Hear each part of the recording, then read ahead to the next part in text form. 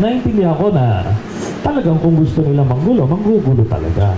Pero ito yung ironic eh. Nung presidente si Duterte, sabi niya, akong bahala kahit makulong ako, kahit mabulong ako sa kulungan, sagot ko kayo, kahit sa impyerno, lahat-lahat. Pero nung ito na, grabe na, nanginginig na. Gusto magtago sa kung anong lungga. Di ba, akala ko ba ang tatapang nyo, ang sisiga nyo? Pinagpapatay nila libo-libong mga Pilipino. Ito sir, walang proseso ito nung pinatay nila.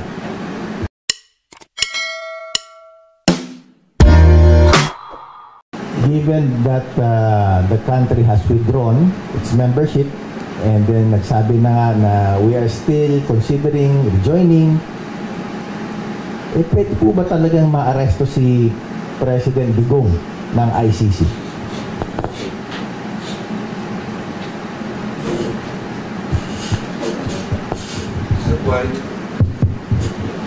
Ang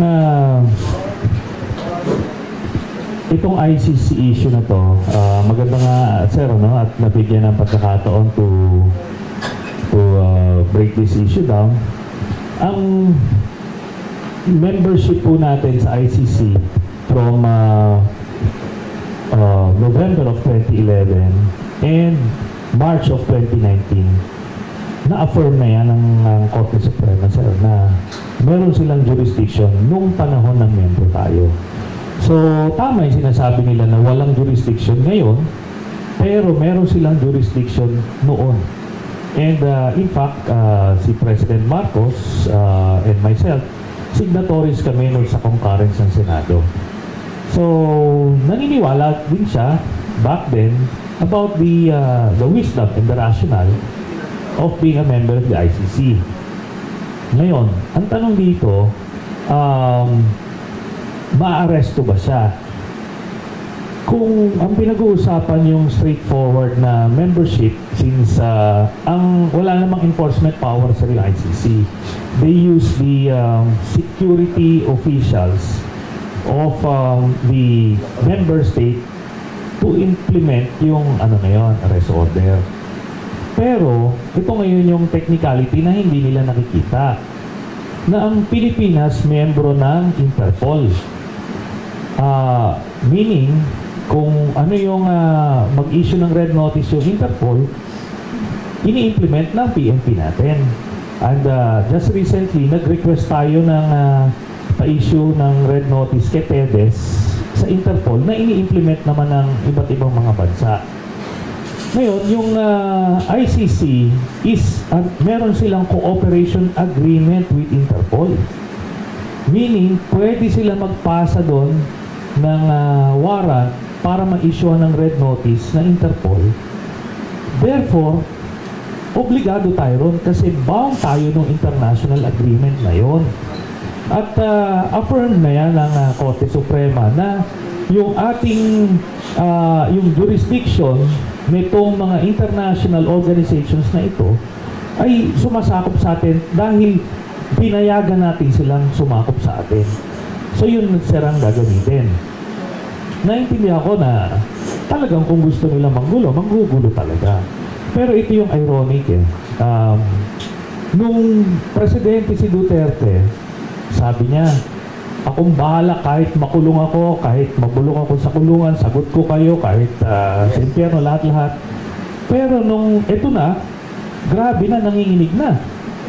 Gusto magtago sa kung anong lungga. Di ba, akala ko ba ang tatapang nyo, ang sisiga nyo? Pinagpapatay nila libo-libong mga Pilipino. Ito sir, walang proseso ito nung pinatay nila. Hindi binag-test. Talagang inusong-uso lang, sinulat-sulat lang. So, lahat yan technically innocente. I agree, marami dyan, may mga talagang mga salot sa lipunan doon. Pero, ang rules natin, ang proseso natin, ikulong mo. Ihuliin mo, i-try mo sa korte, pag guilty, ikukulong. That's how society works dito, based dun sa Constitution na sinumpaan niya na tuto pa rin. So yun sarang Follow up lang, Senator Sani, just to clarify, so if in case there will be a warrant, it will not be ICC telling our, let's say, PNP to implement or the government, but it's really more of their relationship with Interpol. And bilang bahagi tayo ng Interpol, yun ang pinakabasihan to serve that warrant. Yes. Pero masabi natin yung warrant, sir, I heard that it was supposed to be incoming already. Sinabi naman ng ibang mga political analysts, matagal pa yan. Ano ba, sir, ang basa niyo rito? Okay. Ang nangyari kasi, nung na-file namin yan noong June of 2017, tapos nag-declare sila na tinanggap nila yung communication namin officially nung sinabi nilang this warrants a preliminary examination on March o February of 2018. So, doon palang gumalaw yun, sir, no? Tapos biglang nag-withdraw yung Pilipinas, no? After nun, nag-request sila ng i-suspend muna yung investigation. Ay, ano pala muna, nung gumalaw yung preliminary examination, nag-declare sila ng ng investigation around 2021. Tapos nag-appeal yung Pilipinas, sir, no? Na-appeal nila yung decision na tumagal yon hanggang January last year lang. Na-dribble. Pero nung January last year, nung binasura yung apilan ng neto nila Duterte, tinuloy-tuloy na investigation. And according to my information, lalabas yung warrant by late second quarter of this year.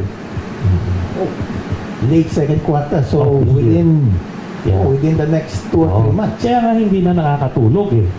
Kung malayo pa yan, so malabo yan, bakit magpapanik itong mga ito? Di ba? May nagtatanong lang sa akin, sir, dahil you have been spending a lot of your time, energy, resources in making sure these things in the ICC happen, perhaps in favor of those who were victimized by the drug war.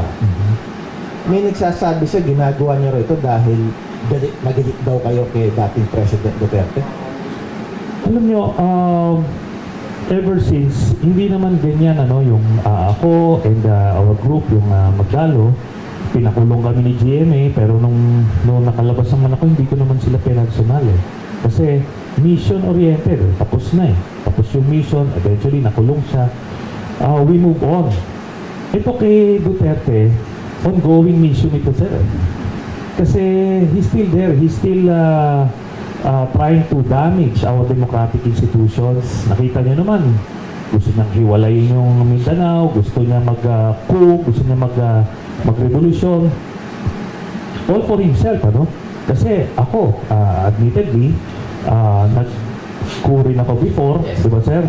But we believe it's for the good of the country, the interest of the people, na yung laganap na corruption nun at oppression, yun. And we paid our dues. Nakulong kami, we took it like men, then we moved on.